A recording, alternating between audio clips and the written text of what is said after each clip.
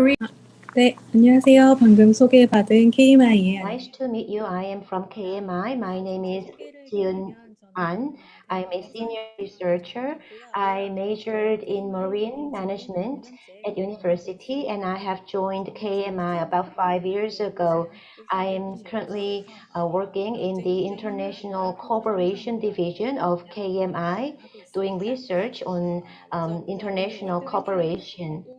So today we are having this workshop co-hosted by KMI and World Bank. And I am so happy to meet experts from Bangladesh, although we are having this meeting online.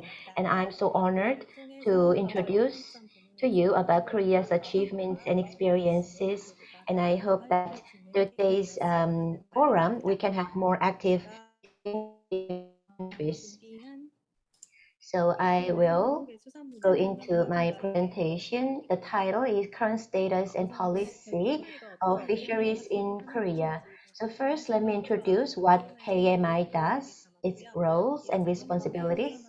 And then I will go into the overview of fisheries in Korea. And then the final part is about key issues and policies on fisheries in Korea. So I think that the interpretation is being provided. I want to check whether the interpretation is provided properly. 통역 괜찮습니다. 잘 보고 Yes, 있습니다. yes, we can hear it. So this is about KMI. So as you can see here, this is the building that I am working currently. If it was not due to the COVID-19, I think that we could have had you invited to this building. So I feel very sorry for that fact. So for KMI, we are under the Prime Minister's office. We are a think tank dedicated to ocean and fisheries. So we do a lot of studies on the, as you can see at the bottom, we study the marine policy and about the maritime industry and port research and also about the fisheries policy as well.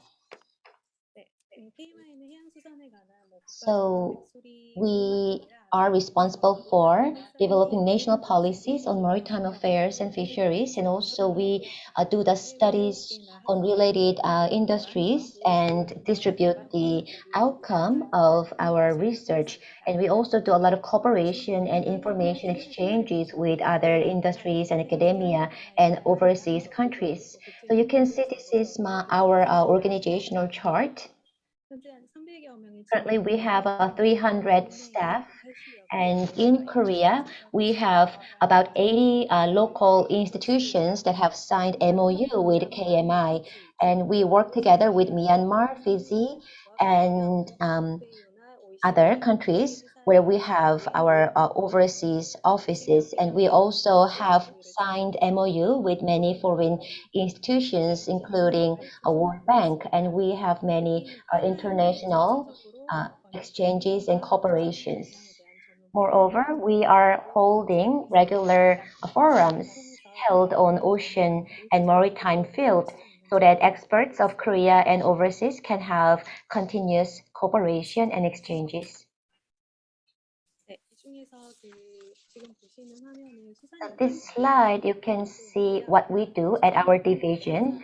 So this is the Fisheries Policy Research Division, and under this division, we have Fisheries Policy Research Department and the Fisheries Resource Research Department, and etc.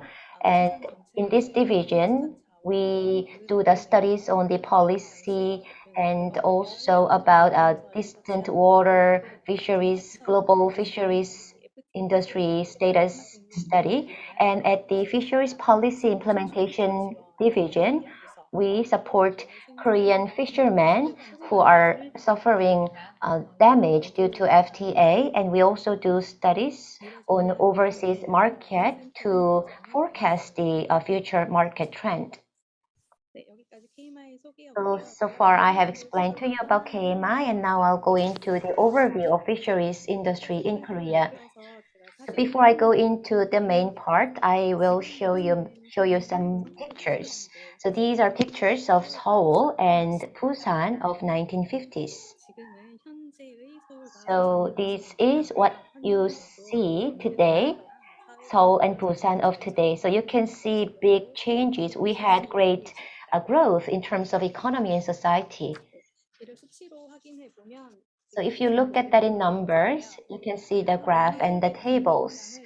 And we call this kind of big growth of Korea as the miracle of the Han River. So we have achieved this miraculous economic growth. So that is the big growth that we had since 1950s, a lot of economic growth, and that made Korea to transform from a developing country into a developed country. So if you look at the GDP of Korea in the past, we had about $1.6 billion, but that grew by a big number.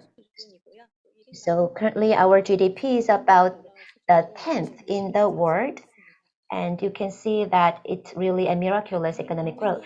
And next is our fisheries industry position in the global market. So in terms of production, in 2020, Korea had produced about 3.6 million tons, ranking about 14th. And we have, in terms of the capture fisheries, we have ranked about 19th with 1.3 million metric tons of production. Next is the export. So you can see that we ranked 16th in the world in terms of the trade volume. And out of this, you can see that we have more import than export.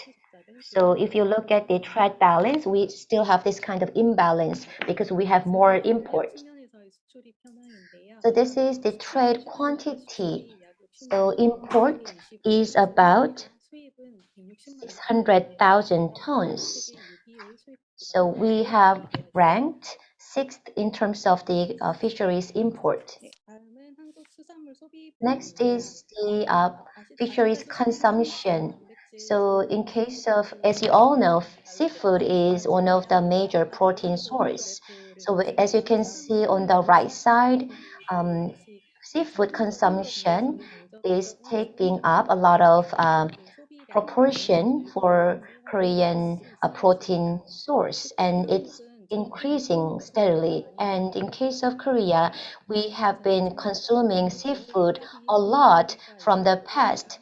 So you can see that per capita consumption is about 55 kilograms per year. So in case of the OECD average, that is like 24 kilograms per capita. So Korea's per capita seafood consumption is much greater than OECD average. Next is about the fishing ground. In case of Korea, we are located in the Northwest Pacific, and about 27% of the world fish production and 55% of the world production is located in this Asian region. This is the surrounding maritime boundaries of Korea. So you can see that we are surrounded by many other countries. And in case of the western area, we have the mud flat, and there are a lot of rich fishing grounds where many fishermen can catch a lot of fish. However, still we are faced with many issues, like we are sharing boundaries with China and Japan, so the maritime waters is very complicated. And since the introduction of EEZ, some of the EEZs of different countries are overlapping, as you can see on the map. So Korea and many neighboring countries have signed the agreement on maritime and continuously revising the agreement. So based on that agreement, Korea and neighboring countries are performing their fisheries. So with the EEZ, Korea had the reduction in its fishing ground, and there are many illegal fishing happening in our EEZ by other neighboring countries. Next is about the deep water fishing ground, where Korea is getting a lot of production as well. So since 1980s, we started the deep sea fishing, and that also contributed to economic growth of Korea. Currently, about 250 Korean vessels are working in many deep sea waters. In case of Korea, we have 23 hubs in 22 overseas deep sea locations to support Korean deep sea vessels and to work with foreign fishing industries. Next is about Korean fisheries industry status. So as I mentioned already, Korea's consumption of fisheries is very high, but due to many issues that I have already mentioned, our production is continuously declining, and that is leading to the decrease in our self-sufficiency ratio. So to go into details, since in 2020, total production of fisheries marked 300 million, and in terms of values, that was $7.3 billion. And out of total, the majority is taken up by aquaculture. As you can see here, it's about 60% of the total production. In the past, Korea's capture production was taking up a lot of part, but you can see that from some time ago, the aquaculture production started to take the lead. As of 2020, marine production, marine capture is taking up about 25%, and that is in value about $3 million. Next is about Korean fishing vessels. So as you can see, in 1995, we had 500,000 cars, 500,000 vessels, but these days that dropped to about 40,000 vessels, and that was because Korean government introduced some measures to control the number of vessels for sustainable maritime fisheries. In case of the horsepower, in 1992, that marked about 40,000, but you can see that in recent years, the horsepower has increased. So the number of vessels had decreased, but horsepower has increased. So that is how Korea had maintained its total fisheries production. And this is about Korea's maritime governance. For maritime policies that is governed by the Ministry of Oceans and Fisheries, and under the Ministry of Oceans and Fisheries, we have 3 offices and 3 bureaus, as you can see here, and I will go into details about the maritime policy. And actually, that policy is governed by the Marine Policy Office, and we also have Fisheries Policy Office, and under the Fisheries Office, we have 3 bureaus. And you can see that they have very detailed roles and responsibilities classified by different maritime spaces and other detailed tasks. And in case of international cooperation, we have the International Cooperation Policy Bureau under the Marine Policy Office.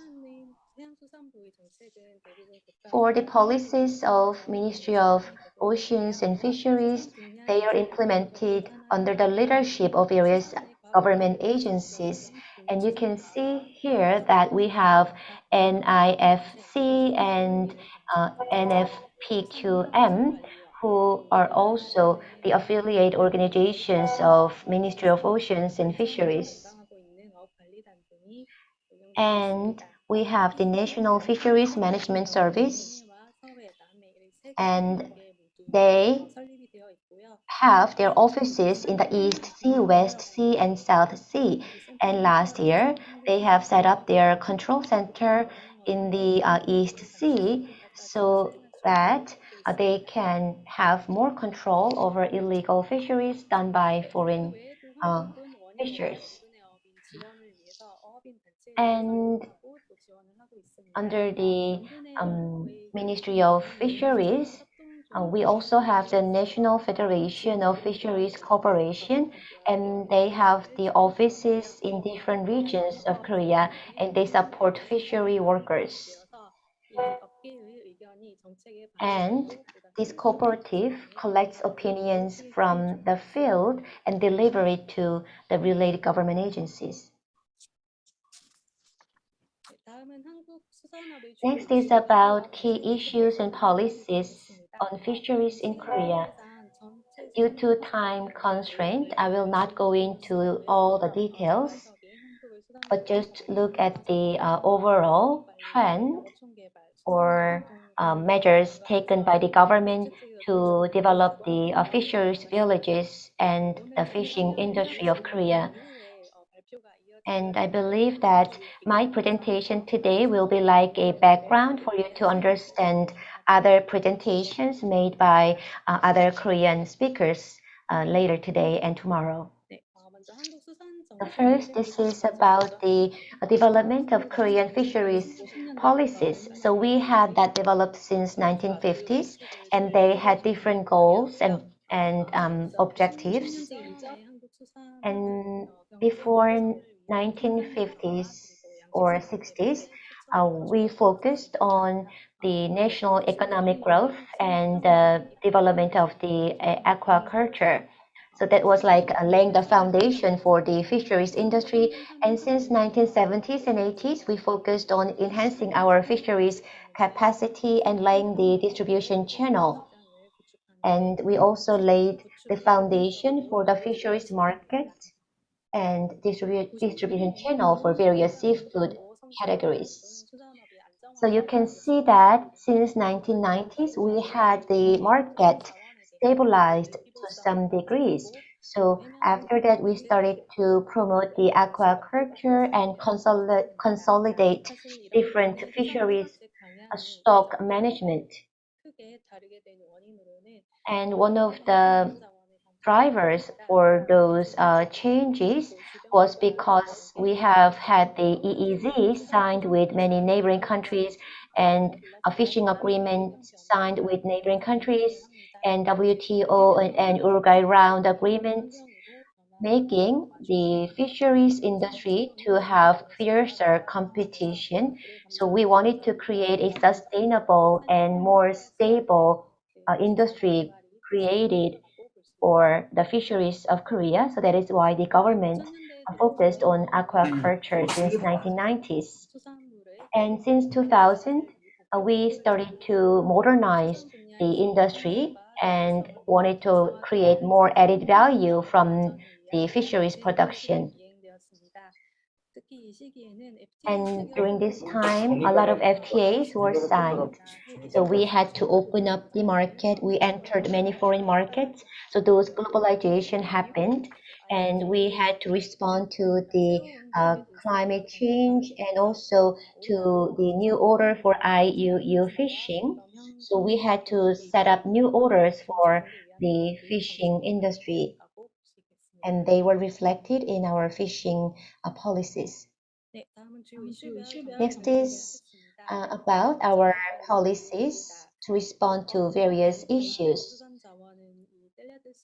So we had the diminishing fisheries resources and fishing grounds because in the past, during our intensive development period, we had many issues like overfishing and climate change.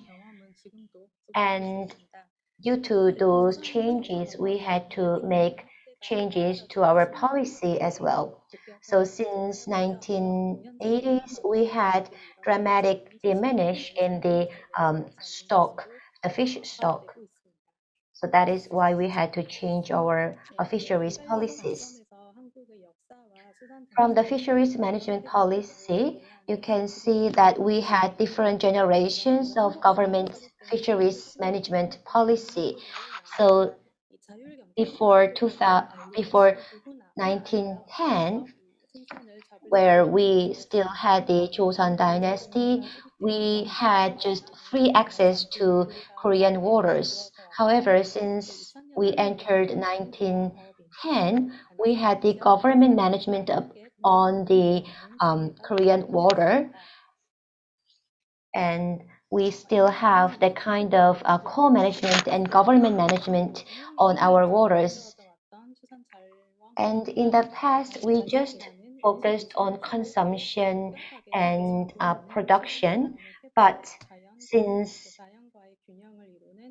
since 2010, we started to focus on the sustainability of marine resources. So we will continue to focus on sustainability of our maritime resources, and that will lead to our consumption-oriented management of the maritime. Next is the structure of Korea's fisheries management. We have core factors you can see here, the regulation, promotion, and others. So on the top, you see regulation in yellow, and in regulation, we have technical regulation, input control, and output control. In case of technical regulation, I understand that Bangladesh also has that kind of technical regulation.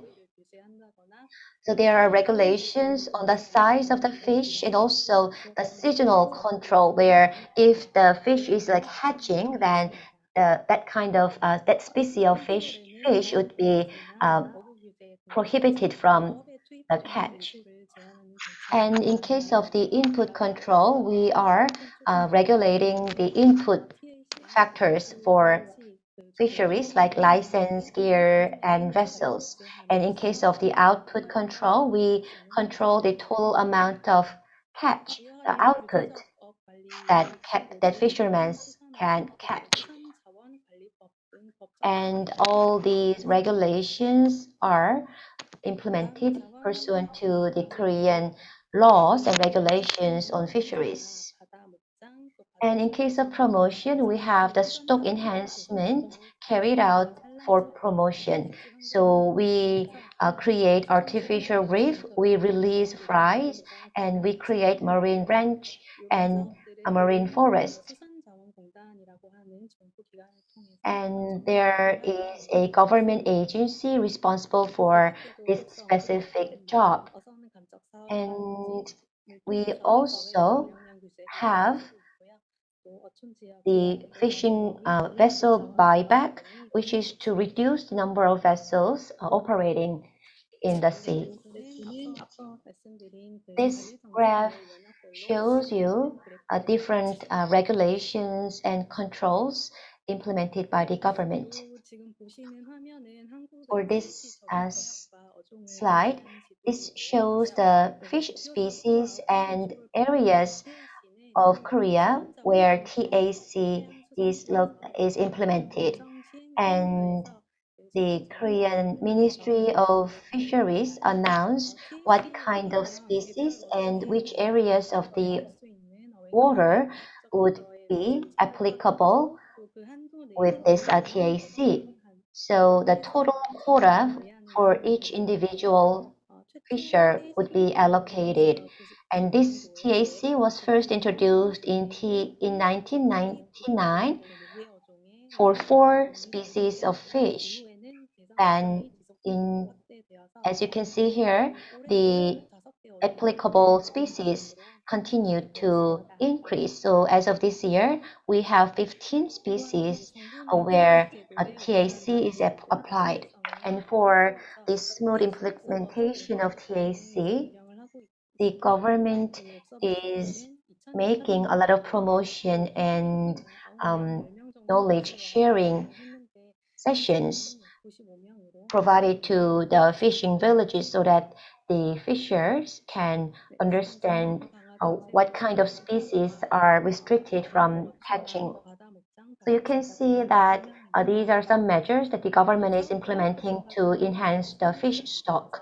So you can see artificial reef creation and fry releasing, marine ranching creation, and marine forest creation. So you can see details You can see the slide for details. And this is the artificial reef and marine forest. On the left side, you can see artificial reef. In Korea, considering the coastal landscape, we have 72 different kinds of artificial reef.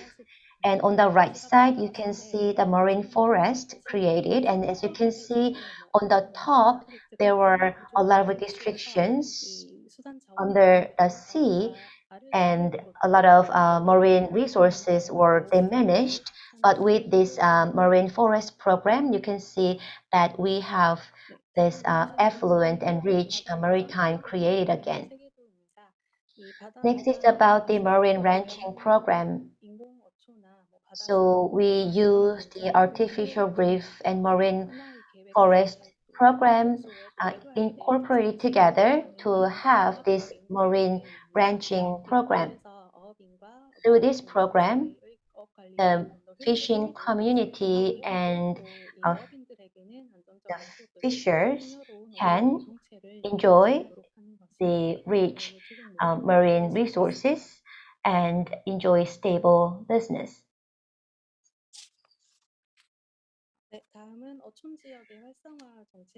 Next is Korean government policy for fishing community. So as you can see on the top of this slide, for fishing village, it includes the fishing ground, fishing port, and aquaculture village.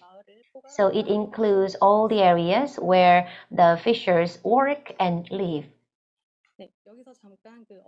And here I will tell you about the status of the fishing community. The number of fishermen declined steadily over the past years. So you can see that there were drastic declines in both households and fishermen. And you can see that fishermen population is aging, and the young people are not coming into the fishing community anymore. And this is the comparison between the fishing household income and the urban household income.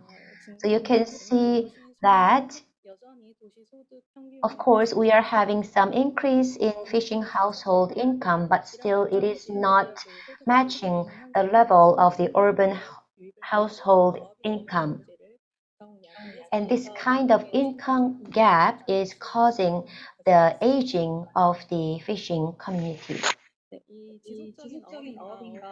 For sustain, in order to resolve this problem of the continuous decline in the number of fishing population and the aging of the fishing community, there are some policies implemented here. You can see that in 1970s and 80s, the government tried to improve the basic living condition of the region, and after that, there were many rural development policies implemented.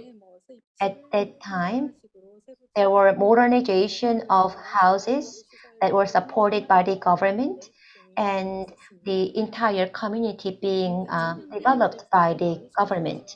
Since 2000, we started to change our policy direction to focus on self-sufficiency and capacity building of the fishing community. So we trained the community so that they can develop their own income generating sources, like creating the traditional themes to attract tourists to the region, and that led to the vibration of the local economy.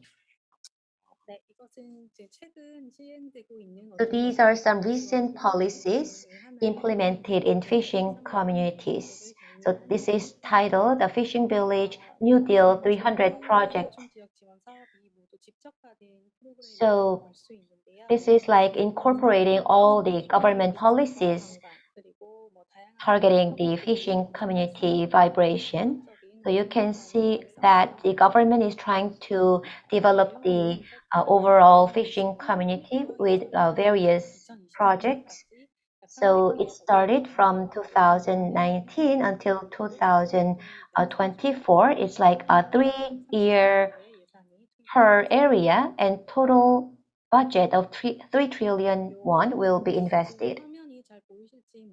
I'm not sure whether you can see this photo clearly, but this is the new project that was recently selected.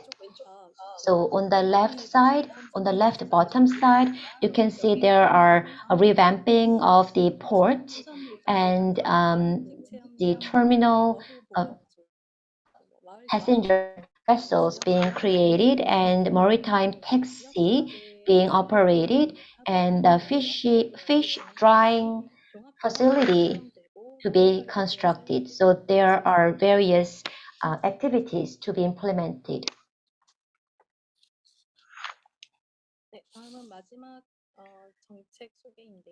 Next is about our policies on seafood distribution and processing. In the past, the government focused on creation of market and creation of distribution channels. And then it evolved to include food safety and food industry concept. And based on those activities these days, we are trying to modernize the existing markets and distribution channels. As you can see at the bottom, these are the seafood distribution channels of Korea. I think that other countries have similar distribution channels. So the fishermen, they produce fish and they consign it to the consignment market and they go through the auction and bidding so that it can go to the wholesale market, and from the wholesale market it goes to the retail merchant and goes to the final consumer.